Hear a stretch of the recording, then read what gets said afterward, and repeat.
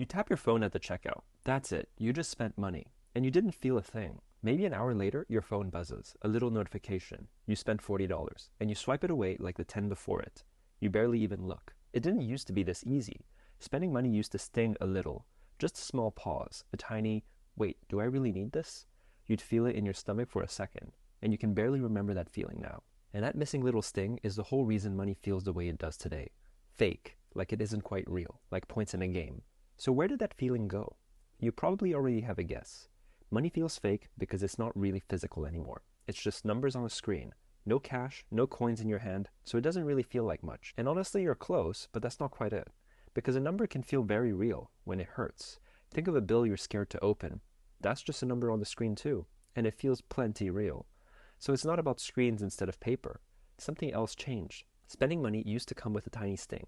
$4 or 4,000, you'd feel it. And somewhere along the line, that sting quietly switched off. Now it all feels the same, like nothing. And that little thing has a name. Scientists call it the pain of paying. And it's not just a figure of speech. Your brain really does treat it like pain. In the late 1990s, two behavioral economists, Dreisen Prelek and George Lowenstein, were trying to explain something that classical economics shouldn't. On paper, spending money should feel neutral. You trade some money, you get a thing you wanted, everybody's happy. But that's not how it feels. Handing over money, real money, feels bad. A little. In a way that has nothing to do with whether you can afford it. They gave that feeling a name, the pain of paying, and they meant it almost literally, that the act of parting with money registers somewhere inside you as a small loss, a tiny wound. For a while, that was just a clever phrase, until someone went looking for the wound. In 2007, a team led by the Stanford neuroscientist Brian Knuston put people inside a brain scanner and let them shop. First, they'd see a product, then they'd see its price, then they would decide.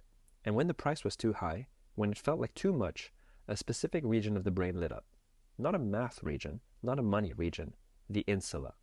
The insula is one of the parts of your brain that processes physical pain, disgust, the recoil from something rotten, something that might hurt you. And that same circuit was firing at the sight of a price tag. Here's the part that should stop you. The stronger that flash of pain, the more likely the person was to walk away. The ache wasn't a side effect of overspending. The ache was what stopped them from overspending. It was a brake, built into the body, a nerve that fires when something is leaving you, so that you feel the loss before you commit to it. For most of human history, that nerve did its job. Because for most of human history, money was a thing you could hold. Now think about what happens when you break the connection between the thing and the pain. In 2001, two researchers at MIT, Dreisen Prelek again with Dunkar Simister, ran an auction. They put real sold-out tickets to a Boston Celtics game up for bids. They split the bidders into two groups. One group was told they'd pay in cash, the other by credit card. Same tickets, same room, same people more or less. The credit card group bid nearly double. Not 10% more, not 30, roughly twice as much for the exact same seats, for no reason other than the way they'd pay. The card didn't give them more money, it gave them less pain, and in the absence of pain, the price quietly floated up. That's the secret the entire modern economy is built on. It even has a name, decoupling. Separate the moment you get the thing from the moment you feel the cost, and the ache dissolves. The credit card was the first machine ever designed to do that, to stand between you and the wound. And once someone figures out how to numb a nerve, they do not stop at one dose. But here's what's stranger than the credit card. To numb the pain of losing money, you first need money that feels like something to lose. And we quietly got rid of that too. For thousands of years, money was weight, coins in a pocket, heavy and cold. Then paper. Lighter, but still something you counted out and physically handed over, and watched leaving your hand and land in someone else's. Then, on a single day in 1971, the American president Richard Nixon went onto television and cut the last thread tying the dollar to gold. From that moment on, money was backed by nothing you could hold, only by belief, by everyone agreeing all at once to keep pretending it was worth something. It works beautifully, but money had become a shared dream, and then we deleted the last gesture that made the dream real. The tap. Contactless payment took the final physical act, the counting, the handing over, and the watching it go, and compressed it into a sound. A little beep.